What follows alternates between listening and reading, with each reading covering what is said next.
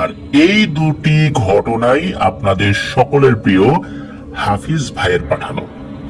সুতরাং নড়ে চড়ে বসুন, আমরা চমৎকার একটি ভৌতিক সময় পার করব ইনশাল্লাহ। চলুন ঘটনাতে চলে যাব।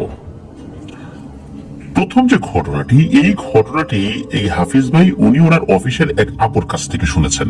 সঙ্গত কারণে আপুটির নাম বলা যাচ্ছে না, কারণ তিনি রাজি হননি তার নামটা প্রকাশ করতে। তো ঘটনাটি আপু তার পরিচিত মেহের আলী নামক একজন অ্যাম্বুলেন্স ড্রাইভারের কাছ থেকে শুনেছিলেন। আর অ্যাম্বুলেন্সের ঘটনা কিন্তু আসলে অন্যরকম হয়। হাফিজ ভাই এর আগে কিন্তু অ্যাম্বুলেন্সের ঘটনা পাঠান নাই, অ্যাম্বুলেন্সের ঘটনা উনি এই প্রথম পাঠালেন। আর এই যে মেহের আলী ভাই, এই ঘটনাটি সরাসরি উনি নিজেই দেখেছেন, অধিকাংশটাই আর কি। আর পরবর্তীতে কিছু ঘটনা যেটা অন্য লোকদের কাছ থেকে উনি শুনেছিলেন। এই ঘটনাটি ঘটেছিল একটি 15 বছরের মেয়ের লাশের সাথে। এবার আসি মূল ঘটনায়। সময়টা 1996 সালের দিকে। সেদিন সারাদিন বৃষ্টি হয়েছে এবং সন্ধ্যার সময় বৃষ্টি হচ্ছে। এই বৃষ্টির মধ্যেই মেহের আলী ঢাকা মেডিকেল কলেজ হসপিটালে অ্যাম্বুলেন্স নিয়ে দাঁড়িয়ে আছেন।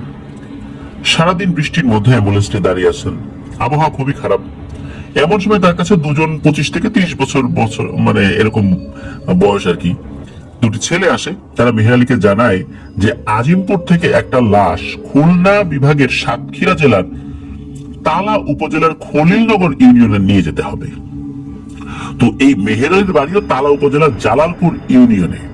তো পাশাপাশি ইউনিয়নে হয়, বেশ স্বাচ্ছন্দ্য বোধ করেন মেহের আলী যে লাশ নিয়ে যাব, সাথে বাড়ি থেকে একটু ঘুরে আসবো। তো অন্যান্য সময় যে ধরনের টাকা পয়সা উনি হাঁকেন অ্যাম্বুলেন্স ভাড়া, তো উনি তার তুলনায় বেশ কম টাকাই রাজি হয়ে যান। আর মেহের আলী ওই যে দুইজন লোক, এরা দুই ভাই ছিল, দুই ভাইয়ের সাথে লাশ নিয়ে যাওয়ার জন্য রাজি হন। সারাদিন বৃষ্টির কারণে রাস্তায় মানুষজন চলাচল কমই ছিল। তো দুই ভাইকে সাথে নিয়ে আজিমপুর এলাকার বেশ নিরিবিলি একটা জায়গায় একটা বাড়ির কাছে গিয়ে থামেন। এর মধ্যে দুই ভাইয়ের সাথে কথা বলে মেহের আলী বুঝতে পারেন এরা দুজন আপন ভাই এবং যিনি মারা গিয়েছেন সেই মেয়েটি তাদের একমাত্র ছোট বোন। তো ওনাকে সেই জায়গায় নিয়ে যাওয়া হয়েছে। আশেপাশে বাড়িঘর খুবই কম এবং যেই বাড়িতে লাশ রাখা হয়েছে ওই বাড়িটাও বেশ নিরিবিলি। অ্যাম্বুলেন্স ওই বাড়ির সামনে গেলে দুই ভাই নেমে বাড়ির মধ্যে চলে যান। তো মেহের আলী দেখেন যে এই বাড়িতে তেমন কোনো লোকজনই নেই। একটা বাড়িতে কেউ মারা গেলে ওখানে তো বেশ কিছু লোক থাকার কথা, তাই না? কিন্তু মনে হচ্ছে সব মিলিয়ে 4-5 জন হবে। তো মেহের আলী বেশ অবাকই হন। তারপরও ঢাকা শহরে একজন আর একজনের সাথে তো ওইভাবে মিলেমিশে থাকে না গ্রামের মতো, এই জন্য হয়তো বা লোকজন নাই। তো এই সমস্ত চিন্তা করে উনি বিষয়টা তেমন জোরালো ভাবে আর নেন না। এর মধ্যে ওই দুই ভাই অ্যাম্বুলেন্সকে বাড়ির ভেতরে নিয়ে যেতে বলেন। তো মেহের আলী যতটুকু সম্ভব অ্যাম্বুলেন্স বাড়ির ভেতরে নিয়ে যান এবং ওই দুই ভাই এবং দুইজন মহিলা এবং তার সাথে একজন মাঝ বয়সী পুরুষ এসে লাশটি গাড়িতে তুলে দেন। এরপর ওই দুই ভাই গাড়ি চালানোর জন্য মেহের আলী ভাইকে বলেন। তো মেহের আলী ভাই যখন লাশ নিয়ে বাসা থেকে বের হন তখন রাত প্রায় 10টা বেজে গেছে আনুমানিক। তো মেহের আলী গাড়ি চালাচ্ছেন এবং অ্যাম্বুলেন্সের ভেতর দুই ভাই লাশের সাথে বসে আছে। দুই ভাই নির্বিকার হয়ে বসে আছে, কারোর সাথে তেমন কেউ আসলে কথা বলছে না, সবারই মন খারাপ। ঢাকার রাস্তা পার হয়ে যখন সাভার এলাকায় অ্যাম্বুলেন্সটি ঢুকেছে তখন আবার বৃষ্টি শুরু হয়। তখন রাস্তায় গাড়ি ঘোড়া মানুষ নেই বললেই চলে। তো এভাবে গাড়িটা নবীনগর পর্যন্ত যাওয়ার পর শুরু হয় অদ্ভুত সব ঘটনা। অ্যাম্বুলেন্স যখন নবীনগর পার হয়ে মাঠের মধ্যে যেতে থাকে তখন মেহের আলী খেয়াল করে যে রাস্তার এক পাশে বিশাল এক কুকুরের লাইন। পিঁপড়া যেভাবে দলবদ্ধভাবে সিরিয়ালি হেঁটে চলে যায়, এই কুকুরের লাইনটা ঠিক সেভাবেই হেঁটে যাচ্ছে। এই কুকুরগুলোর সাইজ সাধারণ কুকুর থেকে 4-5 গুণ বড় হবে। প্রতিটি কুকুরের গলায় লোহার শিকল দিয়ে বাঁধা রয়েছে বা লোহার শিকলের একটা মালা রয়েছে। আর এই যে শিকলগুলো একটার সাথে আর একটা কানেক্টেড, মানে একটি কুকুরের সাথে আরেকটি কুকুর এই শিকল দিয়ে বাঁধা। তো মেহের আলী অ্যাম্বুলেন্সের আলোতে সামনে এগুলো দেখতে পেয়ে উনি গাড়ির গতি কিছুটা বাড়িয়ে দেন। যখনই কুকুরগুলো সোজাসুজি অ্যাম্বুলেন্সের কাছে চলে এসেছে তখন লাশের সাথে থাকা দুই ভাই যে যতটুকু জানে দোয়া দরুদ পড়া শুরু করে। প্রায় 150 থেকে 200টি কুকুর নীরবে রাস্তা পার হয়ে চলে যাচ্ছে, রাস্তা ক্রস করে চলে যাচ্ছে অ্যাম্বুলেন্সের সামনে দিয়ে। অ্যাম্বুলেন্স তো দাঁড়িয়ে যায় ওই সময়। যখন কুকুরগুলো সব পার হয়ে গেল এবং কুকুরের শেষ মাথায় একটা লম্বা ব্যক্তি কালো কাপড় পরে এই কুকুরের শিকলটা ধরে রেখেছে। ব্যক্তিটির মুখ দেখা যাচ্ছে না, তবে অস্বাভাবিক রকমের লম্বা। এরপর অ্যাম্বুলেন্স আবার চলা শুরু করে এবং তাদের অতিক্রম করে চলেও যায়। এরপর কুকুরগুলো এবং ওই ব্যক্তিকে দেখা যায় না। মেহের আলী প্রথমে বুঝতে পারে নাই যে আসলে ব্যাপারটা কি। অবশ্য কিছুক্ষণ পরেই বুঝতে পারে যে এটা হয়তো অস্বাভাবিক কোনো ঘটনা হতে পারে। কিন্তু যখনই এই 10 ফুটের উপরে লম্বা লোকটিকে দেখেছে তখন সে শিওর হয়েছে এটা স্বাভাবিক কোনো লোক না। আর এতগুলো কুকুর, প্রত্যেকটার গলার শেকলগুলো একই সুতোয় গাঁথা, আর পেছনে একটা লোক সে শেকল ধরে রেখেছে। এত বড় সাইজের কুকুর, আর কুকুর গুলো তো এইভাবে সুশৃঙ্খল ভাবে চলার কথা না, একটু এলোমেলো তো হবেই, কিন্তু কুকুরগুলো খুব সুশৃঙ্খল ভাবে চলে গেল। এসব বিষয়গুলো পরে উনি বুঝতে পারলেন। তো যাই হোক, উনিও দোয়া দরুদ পড়া শুরু করলেন এবং গাড়ি আর একটু জোরে চালানো শুরু করলেন। এর কিছু সময় পর দেখেন যে ওই কুকুরগুলো পুরো রাস্তা জুড়ে দৌড়াচ্ছে এবং মুখ দিয়ে অদ্ভুত রকমের শব্দ করছে এবং মনে হচ্ছে তারা বিশ্রী কোনো ভাষায় কথা বলার চেষ্টা করছে। এই 150 থেকে 200 কুকুর অ্যাম্বুলেন্সের গতির সমান তালে দৌড়ে চলেছে। তাদের চোখ লাল এবং খুবই রাগান্বিত, যেন অ্যাম্বুলেন্স ভেঙে চুরে ফেলে দিবে একদম। লুকিং গ্লাসে কিন্তু মেহের আলী ভালোভাবেই দেখতে পাচ্ছিলেন সেগুলো।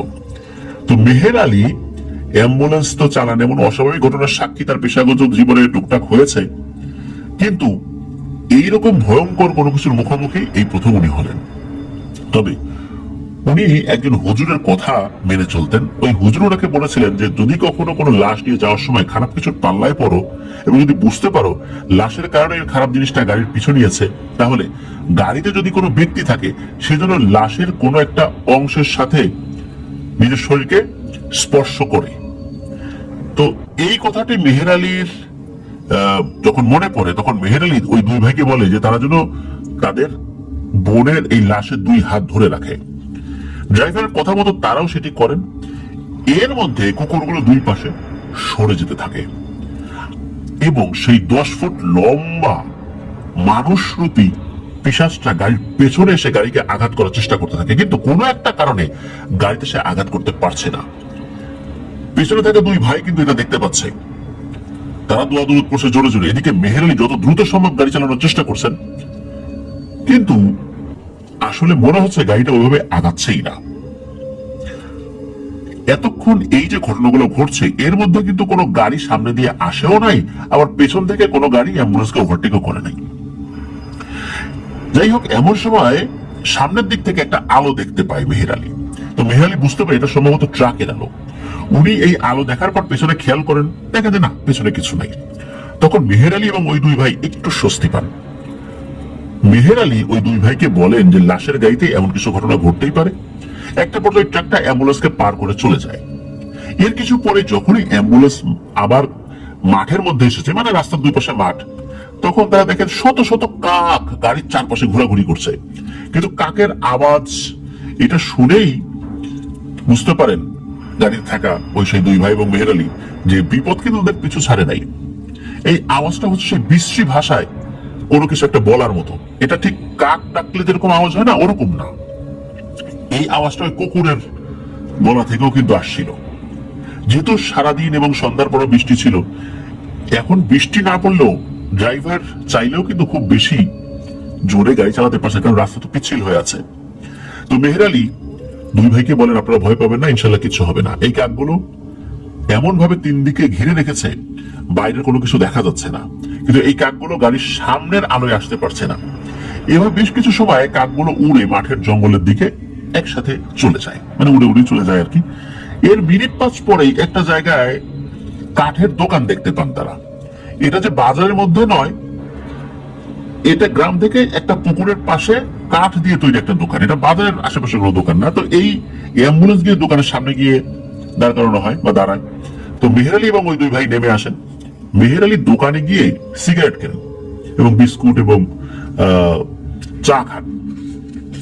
তো ওই 2 ভাই গাড়ি থেকে নেমে ওই দোকানে বসেন। তো মেহের আলী কিছু খাওয়ার অনুরোধ করলেও ওই 2 ভাই কিছুই খায় না। মেহের আলী ওই দোকানদারকে জিজ্ঞেস করেন যে আপনার দোকান এত রাত্রে খোলা রাখার কারণ কি? তখন দোকানদার বলেন যে তার মূল কাজ হচ্ছে এই পুকুরটা পাহারা দেয়া।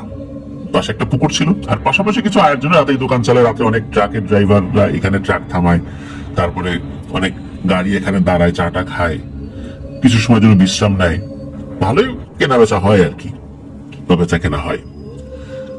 আর শুধু যে চা বিক্রি করেন তা না, গরম দুধও বিক্রি করেন। কারণ হচ্ছে ওই সময় যারা গাড়ি নিয়ে যান, অনেক সময় এনার্জি লেভেলটা কমে যায়, ঘুম আসে, অনেকে চা খায় না, তখন ওই গরম দুধটা খায়। এই জন্য গরম দুধটা উনি বিক্রি করেন। তো মেনলি গরম দুধও ওই সময় খেয়েছিলেন। তো আবহাওয়া তো ওই রাত্রে খারাপ ছিল, এই জন্য গাড়ি ঘোড়ার পরিমাণ রাস্তায় কম। তো দোকানদার এটাও বলছিলেন আর কি। দোকানদারের সাথে মেহের আলী আলাপ করছে। এর মধ্যে দুই ভাইয়ের এক ভাই অ্যাম্বুলেন্সের কাছে যায় এবং গিয়ে চিৎকার করে ওঠে। তো চিৎকার শুনে অন্য ভাই মেহের আলী এবং দোকানদার এক দৌড়ে অ্যাম্বুলেন্সের কাছে যায়। তারা ওখানে কি আশ্চর্য হয়ে যায়, অ্যাম্বুলেন্সে লাশ নাই। দুই ভাই পাগলের মতো লাশ আশেপাশে খুঁজতে থাকে, সাথে অ্যাম্বুলেন্সের চালকও খুঁজতে থাকে। এক পর্যায়ে এই দুই ভাইয়ের মধ্যে ছোট ও পুকুরের কাছে গিয়ে চিৎকার করে ওঠে, পুকুরে লাফ মারে সে। এটা দেখে ড্রাইভার সহ অন্য সবাইও, দোকানদারও পুকুরের কাছে যায়, গিয়ে দেখে লাশ পুকুরের মাঝখানে পানি থেকে একটু উপরে রয়েছে, মানে মাঝখানে দেখা যাচ্ছে, কিন্তু লাশ পানিতে কিন্তু স্পর্শ করছে না, মানে পানি থেকে একটু উপরে। আর ওই ভাই পানিতে লাফ দিয়ে লাশের কাছে যাওয়ার চেষ্টা করছে। এটা দেখে বড় ভাইটাও পুকুরে লাফ দেয়।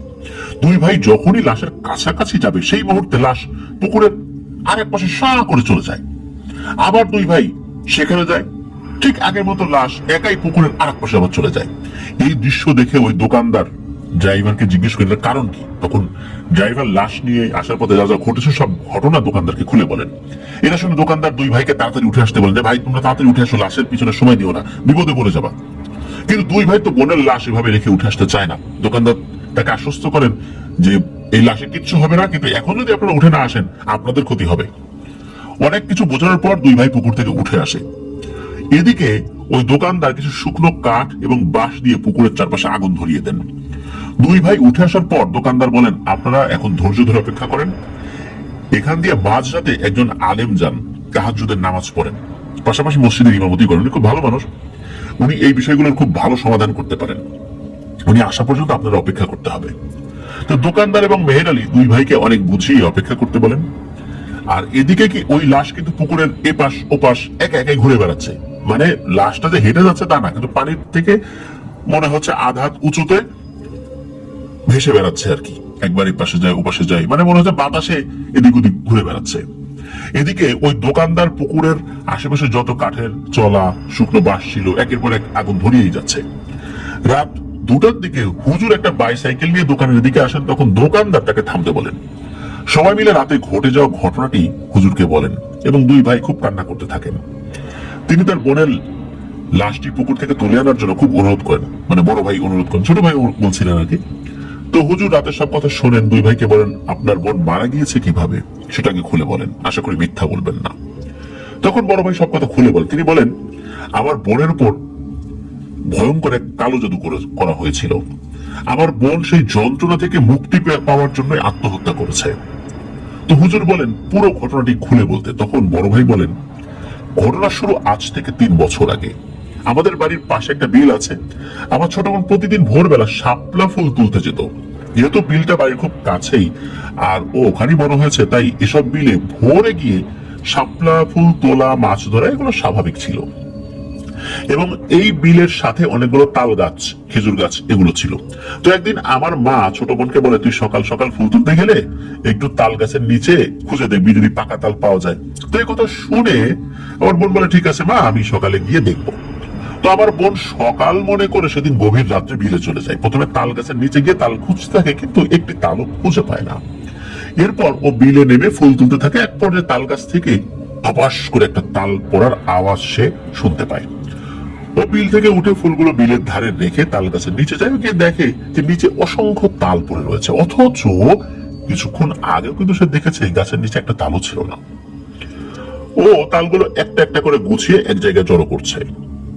হঠাৎ ও খেয়াল করে কালো পোশাক পরা একটা লম্বা মানুষ, সেও তাল গুছিয়ে তার মতো করে এক জায়গায় রাখছে। ওই লম্বা লোকটিকে দেখে আমার বোন বলে, আপনি কে? তখন ওপাশ থেকে ওই জিনিসটা বলে ওঠে, আমি তোমার জন্য তাল গুছিয়ে রাখছি, এখন থেকে তুমি প্রতিদিন এসে তাল নিয়ে যাবা। এই কথা শুনে আমার বোন বলে, আপনার মুখটা দেখি আপনাকে তো চিনি না, তো আমি দেখি তো চিনি কিনা। এই কথা বলার পর ওই জিনিসটা কোনো উত্তর না দিয়ে মানুষের মতো করে তাল গাছ বেয়ে ওঠা শুরু করে। এটা দেখে আমার বোন সোজা বাড়িতে চলে আসে এবং বাড়িতে এসে আমাদেরকে বলে যে কি ঘটনা ঘটেছে। তখন আমরা আমার বোনকে বকা দিই এবং গভীর রাত্রে সে কেন গিয়েছে। তখন আমার বোন বলে সে মনে করেছিল সকাল হয়ে গেছে।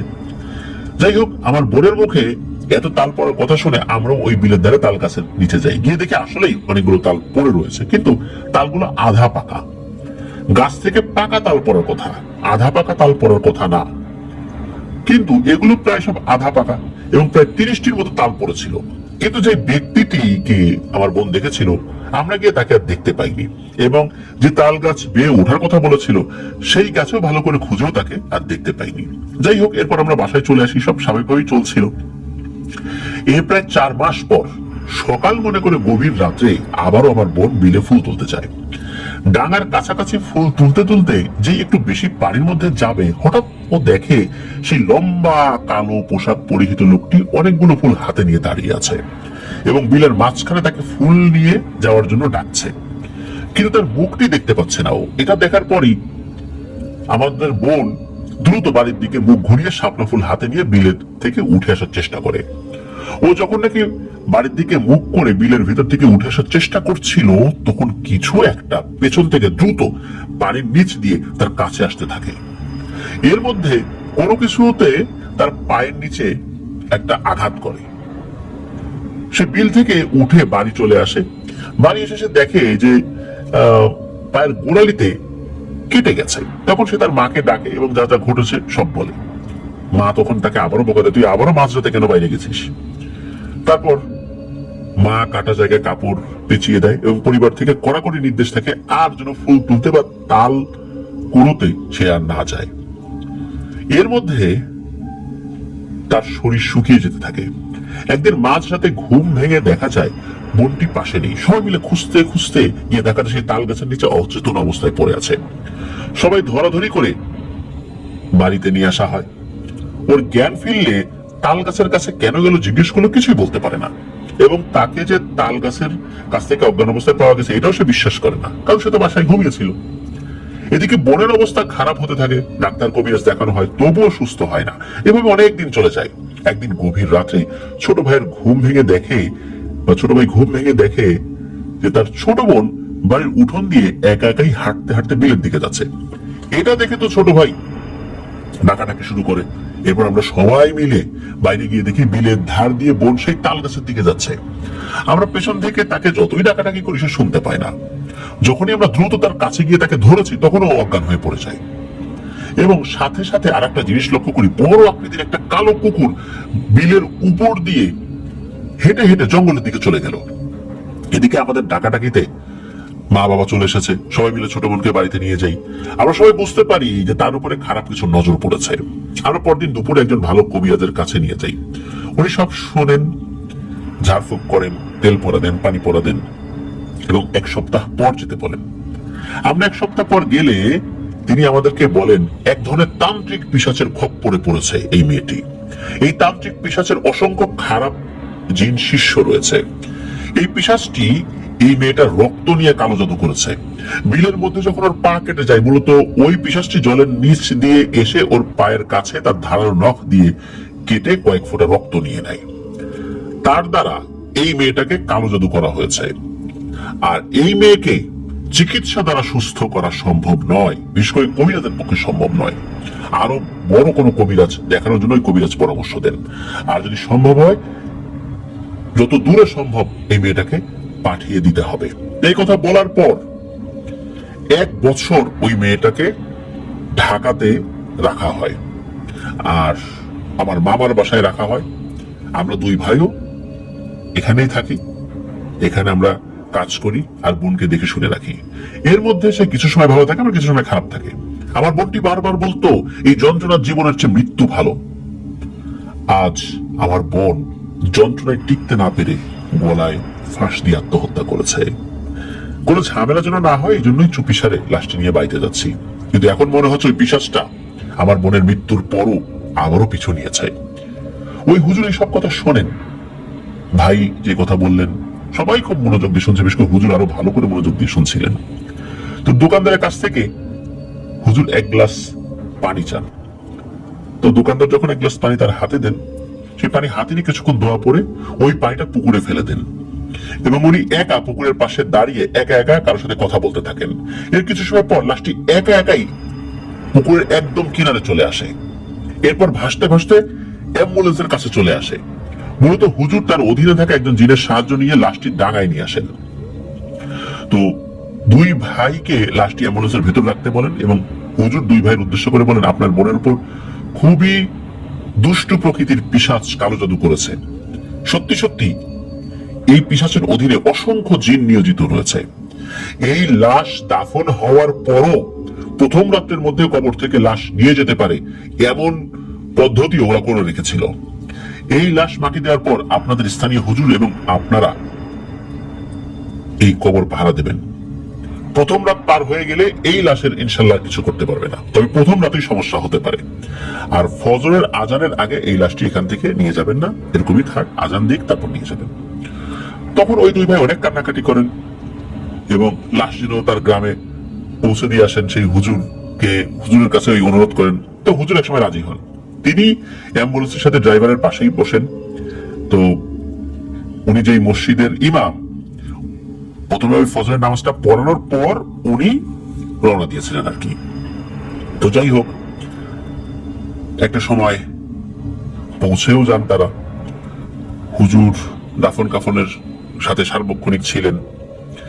আর কবর পাহারা দেওয়ার জন্য প্রথম রাতে উনি বেশ কিছু ঝাড়ফুঁক করে দেন, যে প্রথম রাতে যারা কবর পাহারা দিবা তাদেরকে সিলেক্ট করেন, তাদেরকে ঝাড়ফুঁক করে দেন, বলতেন তোমাদের ইনশাল্লাহ কোনো ক্ষতি হবে না, আমার কিছু ভালো জিন তোমাদের সাথে থাকবে, আর আল্লাহর উপর ভরসা রাখো, আল্লাহর কালাম পড়ে কাজ শুরু করবা, ইনশাল্লাহ কোনো দুষ্ট জিন তোমাদের কোনো ক্ষতি করতে পারবে না।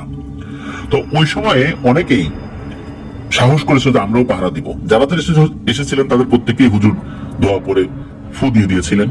তো যাই হোক, তো মেহের আলী ড্রাইভার ভাই যিনি, উনি তো আসলে রাত পর্যন্ত ছিলেন না। লাশটা দাফন কাফন হওয়ার পর ওই হুজুরকে উনি সাথে নিয়ে আবার যেই জায়গা থেকে হুজুরকে তুলেছিলেন ওখানে আবার নামিয়ে দেন। তো এর কয়েকদিন পর আবার উনি ওই গ্রামে গিয়েছিলেন, মেহের আলী ভাই, কারণ তার যে ইউনিয়ন, ওই ইউনিয়নের পাশের ইউনিয়নই হচ্ছে এই যেই লাশের যেখানে দাফন করা হয়েছে সেই জায়গা, সেই দুই ভাইয়ের বাড়ি। তো উনি পরবর্তীতে যখন আবার যান, দুই ভাইয়ের সাথে দেখা করে রাত্রে কোনো কিছু ঘটেছিল কিনা এটা জিজ্ঞেস করে দুই ভাই বলেন, ওই রাত্রে গ্রামের আমরা দুই ভাই সহ আরো বেশ কয়েকজন, প্রায় 15 জন কবর পাহারা দেওয়ার জন্য ছিলাম। তো বিকাল থেকে বৃষ্টি ছিল, রাত যখন 11টা বেজে যায় তখন ঝড় বৃষ্টি বজ্রপাত হতে থাকে। এই সময় গ্রামের মানুষ ভয় পেয়ে যায়, অনেকেই চলে যায়, কিন্তু আমরা দুই ভাই বোনের কবরকে এভাবে বিপদে রেখে তো আসতে পারিনি। সারা রাত কবরের পাশে দোয়া দুরুদ পড়েছি। গভীর রাত্রে কবরস্থানের পাশে সেই লম্বা কুকুরগুলোকে দেখতে পাই, শত শত লম্বা কুকুর, যেগুলোর গলায় শেকল বাঁধা ছিল, আর শেকলের একদম পেছনে ছিল সেই লম্বা অবয়বটি। আমরা অনুভব করি যে এরা চলে এসেছে, এটা তো দেখেছি, কিন্তু অনুভব করি যে আশেপাশে আরো কিছু ভালো জিনের অস্তিত্ব এসেছে, বা অনুভব করতে পারছি ভালো জিনের অস্তিত্ব।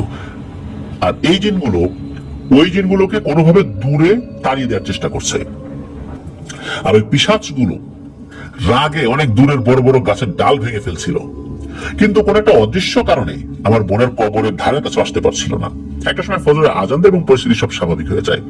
এরপর আর খারাপ কিছু ঘটে নাই আল্লাহর রহমতে। তো এটি ছিল ঘটনা। প্রিয় লিসেনার্স, আসলেই অ্যাম্বুলেন্সের সাথে কতই না ঘটনা ঘটে। কিছু ঘটনা আমরা জানতে পারি, আর কিছু ঘটনা কখনোই জানতে পারি না। সবাই যে ঘটনা বলবে বিষয়টা এরকম না। অনেক অ্যাম্বুলেন্স চালকের সাথে অনেক ভয়ের ঘটনাও ঘটে। আর এমন একটি ঘটনার সামান্য একটু বিষয় আমি নিজেই প্রত্যক্ষ করেছিলাম, আর সেটি ইতিমধ্যে আমি বলেও ছিলাম, তারপরও আমি একটু বলি। সেটা হচ্ছে আমারই খুব কাছের একজন আত্মীয়, যে 6ই জানুয়ারি, এই বছরের 6ই জানুয়ারি মারা যায়। তো মারা যাওয়ার পর উত্তরা থেকে লাশটা বাগেরহাট নিয়ে যেতে হবে। পরের দিন নির্বাচন, রাস্তায় কোনো গাড়ি ঘোড়া চলছে না, কিচ্ছু নাই। তো ওই অবস্থাতে পুলিশের যে অ্যাম্বুলেন্স, সেই এরকম একটা অ্যাম্বুলেন্স রাজারবাগ পুলিশ লাইন থেকে আসে, সেই অ্যাম্বুলেন্সে লাশ নিয়ে যাওয়া হয়। আমি অন্য একটি মাইক্রোতে ছিলাম যাওয়ার সময়, কিন্তু আসার সময় আমি অ্যাম্বুলেন্সেই বসেছিলাম। সারা পথে একটা মানুষও নাই, কারণ পরের দিন নির্বাচন, তো শুধু পুলিশের গাড়িগুলো দেখা যাচ্ছে যারা টহল দিচ্ছে। যেহেতু পুলিশের অ্যাম্বুলেন্স, এটাকে কেউ থামায় নাই। তো একটা জায়গায় এসে আমাদের গাড়ি যিনি চালাচ্ছেন উনি একজন পুলিশের কনস্টেবল, উনি গাড়িটা থামান এবং বলেন যে ভাই একটা সমস্যা মনে হচ্ছে, আমি যখন গাড়ি চালাচ্ছি মনে হচ্ছে আমার হাত ধরে কেউ গাড়িটার সামনের চাকা বাম দিকে খাদের মধ্যে নামিয়ে দেওয়ার চেষ্টা করছে দুইবার আমার হাতের উপর চাপ দিয়ে। তখন উনি গাড়িটা থামানোর পর এমন জায়গা থামান সেখান থেকে একটু সামনে একটা চায়ের দোকান ছিল, তো ওখানে আমরা চা খাই। ইতিমধ্যে বেশ কিছু টহল পুলিশও চলে আসে, কারণ আমরা তো ওখানে আগন্তুক। তো তারা যখন দেখেন এটা পুলিশের অ্যাম্বুলেন্স, সব কথা জিজ্ঞেস করবো, ওনারা আবার ওখান থেকে চলে যান।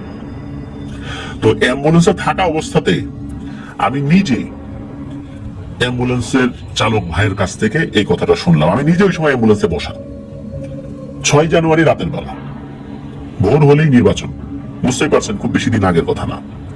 তো এমন একটি ব্যাপার কিন্তু আমি নিজে ওই অ্যাম্বুলেন্সে থাকা অবস্থায় প্রত্যক্ষ করেছি।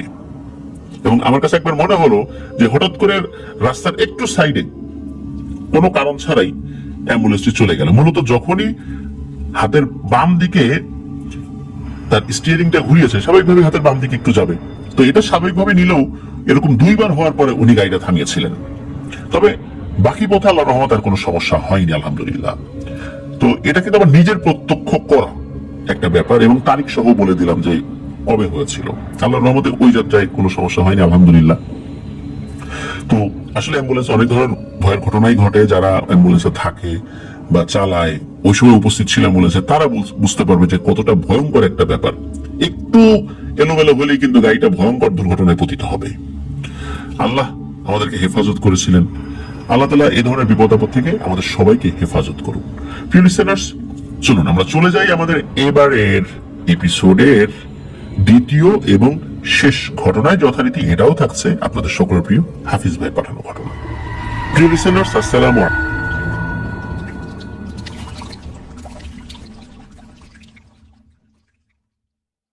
আবারও স্বাগতম জানাচ্ছি প্রিয় লিসেনার্স আমাদের হরর নাইট এপিসোডের 44তম আয়োজনের দ্বিতীয় এবং শেষ ঘটনায়।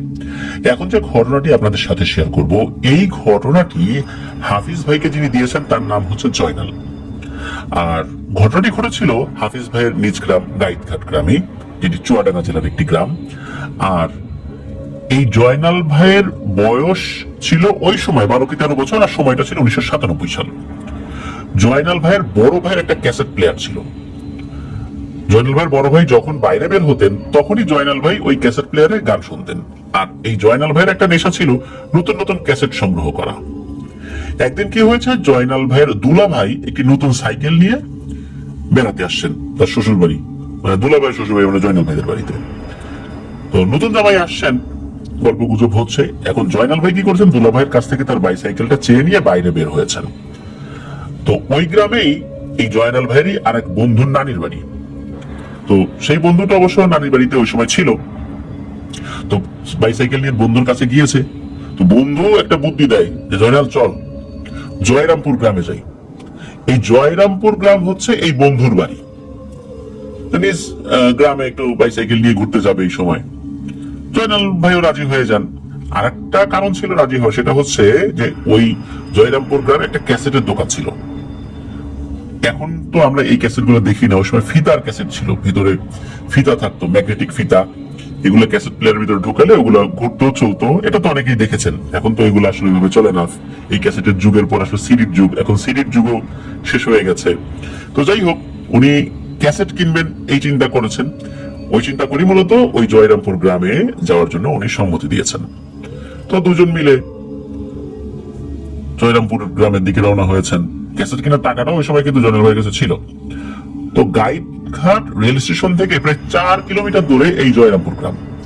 সম্পূর্ণ রাস্তা রেল লাইন দিয়ে যাওয়া যায়, এবং এই রেল লাইনের সম্পূর্ণ অংশটাই মাঠ বা আশেপাশের ক্ষেত খোলা দেখা যায়, কোনো ঘর বাড়ি নাই। আরেকটি রাস্তা গ্রামের ভেতর দিয়ে যাওয়া যায়, যেটা আরেকটা রাস্তা আছে, সেটা অল্প 2-1 জায়গায় কিছু মাঠ, পাশাপাশি 3টা গ্রাম এরকম রয়েছে আর কি, এগুলো পার হয়ে যেতে হয়। সময়টা ছিল শীতকাল। দুজন শীতের পোশাক পরে বিকেলের দিকে জয়রামপুরের দিকে রওনা দেয়। তো ওনারা যখন রেল লাইন ধরে যাচ্ছিলেন তখন গ্রামের জনা দুয়েক লোক এসে তার দেখা হয়, জিজ্ঞেস করে কিরে কোথায় যাচ্ছিস। জয়নাল তার বন্ধুকে দেখে বলে যে ওদের বাড়িতে যাচ্ছি। একথা বলার পর গ্রামের লোকজন তেমন কিছু বলেন না। তো ওরা তো সন্ধ্যার বেশ কিছু আগেই পৌঁছে যায় ওই জয়রামপুর গ্রামে। তো সেখানে একটা ক্যাসেট বিক্রির দোকান থেকে জয়নাল ভাই একটা গানের ক্যাসেটও কেনেন। এরপর জয়নাল ভাই তার বন্ধুর সাথে তার বন্ধুর বাড়িতে যায়।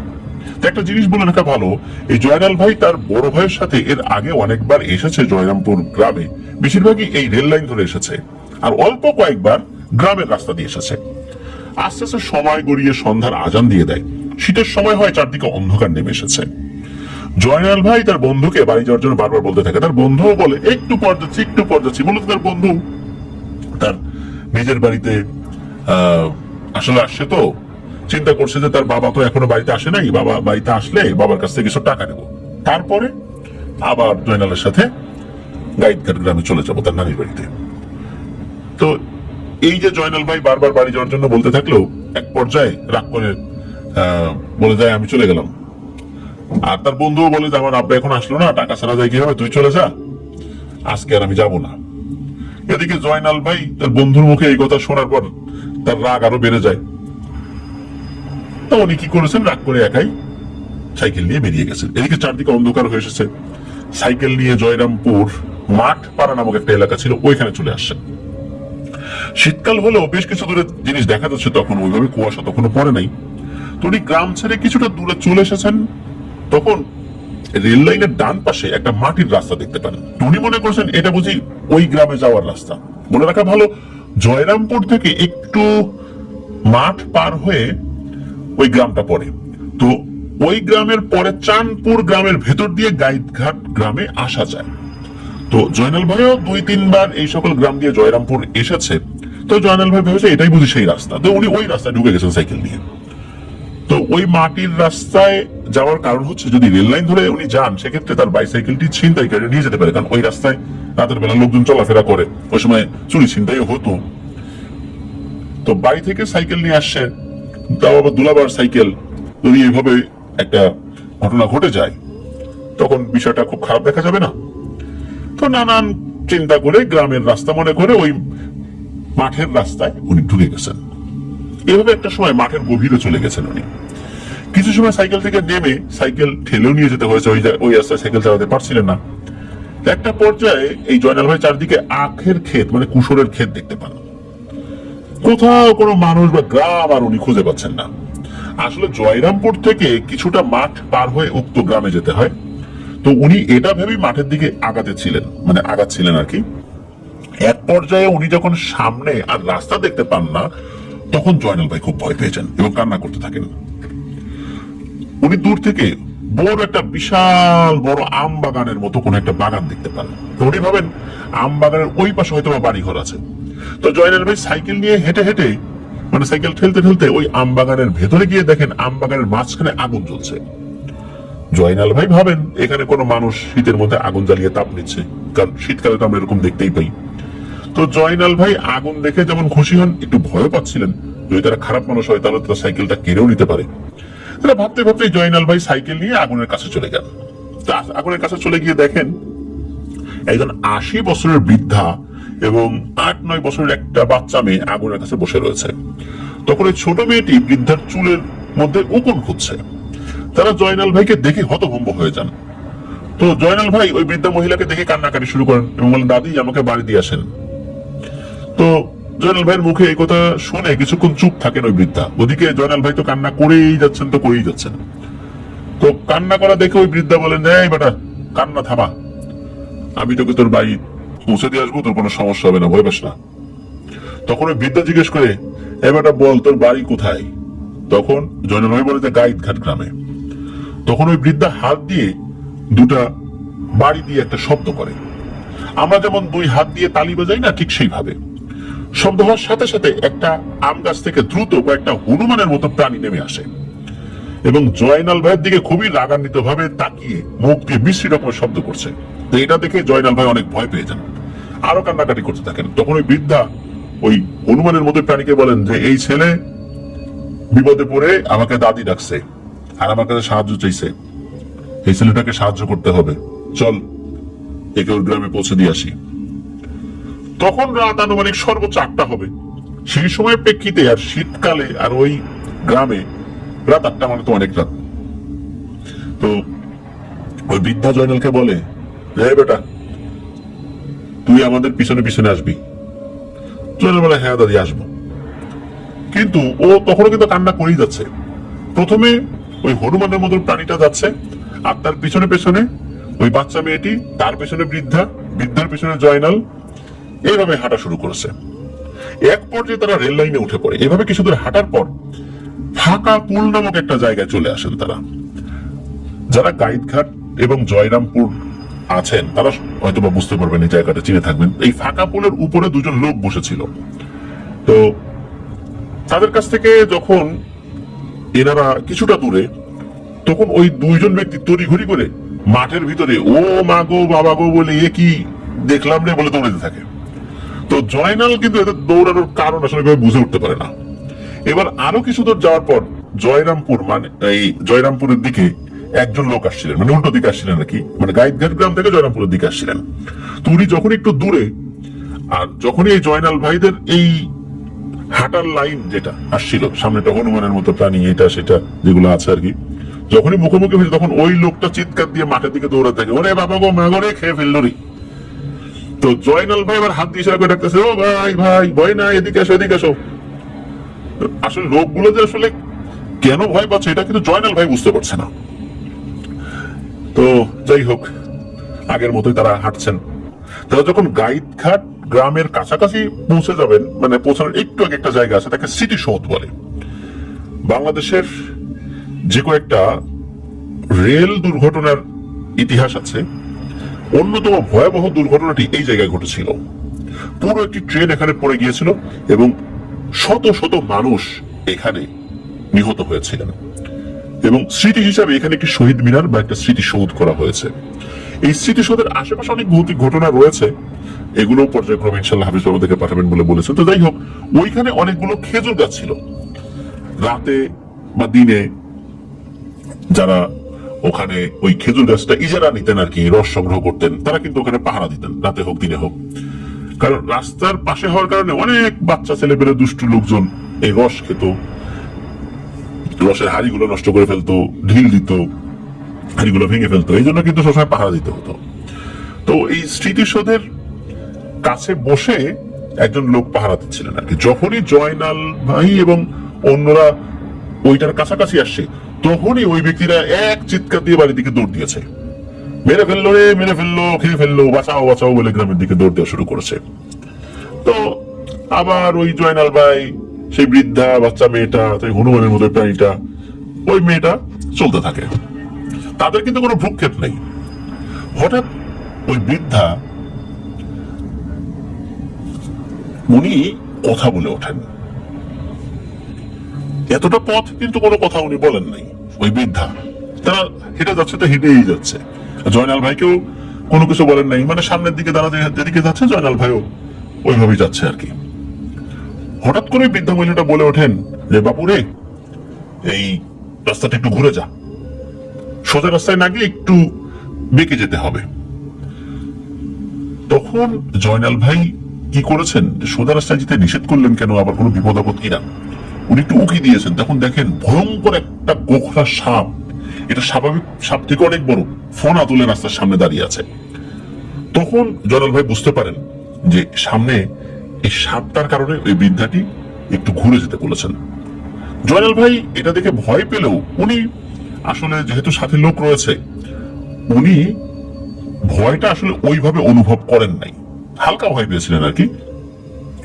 তো জয়নাল ভাই বৃদ্ধাটাকে ধন্যবাদ দেন যে, দাদি এখন তো সাপের কামড় থেকে তুমি বাঁচাই দিলা, তুমি আসলে ভালো। তো এরপর আবার তারা চলতে থাকেন। মিনিট 5 পরে রেল লাইন শেষ করে গ্রামের মাটির রাস্তায় যখন যাবেন, তখন ওই বৃদ্ধা বলে ওঠে যে, বাপুরে তুমি কিন্তু তোমার গ্রামে চলে আসছো, এখন তুমি একাই যেতে পারবা। তখন আবার ওই জয়নাল ভাই বলে ওঠে, দাদি আমার সাথে আমাদের বাড়িতে চলেন। তখন বৃদ্ধা বলে, এই বেটা, তোর বাড়িতে গেলে আমার কি খেতে দিবি? তখন জয়নাল ভাই বলে, দাদি আমাদের বাড়িতে মিষ্টি আছে, দুলাভাই নিয়ে আসে, তোমাকে খাওয়াতে পারি। তখন এরই মধ্যে ওই বৃদ্ধা বলে ওঠেন যে, আচ্ছা যা, আজকে না, অন্য আরেকদিন তোর কাছে আমি মিষ্টি খাবো, আজকে সময় নেই, অনেক কাজ আছে। তো এই কথা যখন হচ্ছে তখন জয়নাল ভাই দেখে তার দুই চাচা আর খেজুর গাছ পাহারা দেওয়ার ওই ব্যক্তি দূর থেকে চিৎকার করে বলছে, জয়নাল তুই সাইকেল রেখে দৌড় দে, দৌড় দে, দৌড় দে, তাড়াতাড়ি দৌড় দে। আর চাচারা দূর থেকে মনে হচ্ছে কিছু দেখে ভয় পাচ্ছে, এদিকে চাচাকে দেখে জয়নাল ভাই ভয় পায়। এই কারণে ভয় পায়, সাইকেল নিয়ে যেতে না বলে বলছে সাইকেল রেখে দৌড় দে। ঘটনা কি, কারণটা কি? মানে উনি তো আসলে অতটা বয়স হয়নি, বুঝতে পারছেন না যে আসলে কারণটা কি, কেন এইভাবে বলছেন, আর তার সাথে যেগুলো রয়েছে এগুলো আসলে কি, এটাও তো জয়নাল ভাই আসলে বুঝতে পারছেন না। তবে এতটুকু বুঝতে পারেন যে তাকে হয়তো সবাই খুঁজছে, এই জন্য ডাকছে। আর তাকে এইভাবে ডাকছে, দেরিতে বাড়িতে আসছে, তখন ধরে নিয়ে গিয়ে বাড়িতে মারধর করবে। তো যাই হোক, বাড়িতে তো যেতেই হবে। জয়নাল ভাই ওই দাদি যাকে ডেকেছে তার কাছ থেকে বিদায় নিয়ে যখনই জয়নাল ভাইয়ের চাচাদের কাছাকাছি এসেছেন, তখন চাচারা শাসন করার পরিবর্তে উল্টো জয়নাল ভাইকে আদর করা শুরু করছে, মনে করে জয়নাল ভাইকে বকাঝকা করবে, মারধর করবে। তখন ওই খেজুর গাছ পাহারা দেওয়া লোকটা জিজ্ঞেস করে, হ্যাঁ জয়নাল, তোর সাথে ওই তিনটা দানব আসলো কোত্থেকে? আবার তাদের সাথে তুই কথাও বলতেছিলি, তোর ভয় লাগে নাই? তখন জয়নাল ভাই বুঝতে পারে এতক্ষণ সবাই ভয় পেয়ে কেন পালাচ্ছিল। জয়নাল ভাই এইবার খুব ভয় পায়, তখন সব কথা চাচাকে খুলে বলে। তখন উপস্থিত সবাই বলে যে, আমরা শুনছি যে তুই সাইকেল নিয়ে জয়রামপুর গেছিস, এই কথা শুনে আমরা আগায় আসছি। আসার পথে দেখি যে একজন দৌড়াতে দৌড়াতে গ্রামের দিকে আসছে, জিজ্ঞেস করলে কি হয়েছে, বলে যে তোর সাথে নাকি বিশাল আকৃতির তিনটা দানবকে দেখেছে। এই কথাটা বিশ্বাস করিনি, এই জন্য তাকে সাথে নিয়ে আগে আসি, চিন্তা করছি তোর ভয়ানক কোন একটা বিপদ হতে যাচ্ছে। এসে দেখি তুই সত্যি তিনটা দানবের সাথে কথা বলতেছিস। এই তিনটা দানবের তিনটাই একরকম হনুমানের মতো দেখতে, কিন্তু হনুমানের থেকে 4-5 গুণ বা আরো বেশি গুণ লম্বা হবে। আর এগুলোর প্রত্যেকটার শরীরে মনে হচ্ছে লোমে ঢাকা, আর মুখটা পুড়ে যাওয়া বন মানুষের মতো। মানে হনুমানের মুখটা কালো থাকে, কিন্তু এদের মুখটা মনে হচ্ছে যে কালো তো কালোই, মনে হচ্ছে পুড়ে ঝলসে গেছে এমনটা। এবং দূর থেকে স্পষ্ট বোঝা যাচ্ছিল, তারা এটা বুঝতে পারছিলেন। এটা দেখেই তো ওই জয়নাল ভাইকে দৌড় দিতে বলছিলেন আর কি তারা। এই সমস্ত কথা শুনে জয়নাল ভাই খুব ভয় পেয়ে যান। সবাই মিলে জয়নাল ভাইকে বাড়িতে নিয়ে যান। জয়নাল ভাই তো প্রচন্ড জ্বর আসে, যদিও বা 1 সপ্তাহ পর জ্বর ঠিক হয়ে যায়, খুব একটা সমস্যা আর হয়নি। এরপর কেটে যায় প্রায় 14 বছর, সাল 2011। তো একদিন জয়রামপুর গ্রামে তার এক আত্মীয় মারা যায়, মানে জয়নাল ভাই আত্মীয় মারা যায়, লাশ মাটি দিয়ে ফিরতে ফিরতে রাত প্রায় 11টা বেজে যায়। তো জয়নাল ভাই জয়রামপুর রেল লাইন ধরে হাঁটা শুরু করলে যখন ওই ফাঁকাপুল নামক ওই জায়গার কাছে আসে, তখন হঠাৎ করে দেখে যে রাস্তার উপর একজন মাথা নিচু করে বসে আছে। জয়নাল ভাই কাছাকাছি আসতে একটা আওয়াজ ভেসে আসে, সেটা হলো, কিরে নাতি, মিষ্টি তো খাওয়ালি না, এই বলে হাসি দেয়। এই কথা শুনে জয়নাল ভাই যখনই মহিলার দিকে তাকিয়েছে, দেখে সেই বৃদ্ধা একদিন যে তার অনেক উপকার করেছিল। সাথে এটাও মনে পড়ে যে তাছাড়া বলেছিল এটা ছিল ভয়ঙ্কর দানব। ওই কথা মনে পড়তেই আসলে জয়নাল ভাই তো মারাত্মক ভয় পেয়েছেন। তো উনি এটা নিতে পারেন না, সাথে সাথে অজ্ঞান হয়ে যান। তো জয়নাল ভাই যখন ঘুম ভাঙে, তখন গভীর রাত, উনি দেখেন পরিবারের সবাই তার পাশে রয়েছে। তখন জয়নাল ভাইকে জিজ্ঞেস করে কি হয়েছে।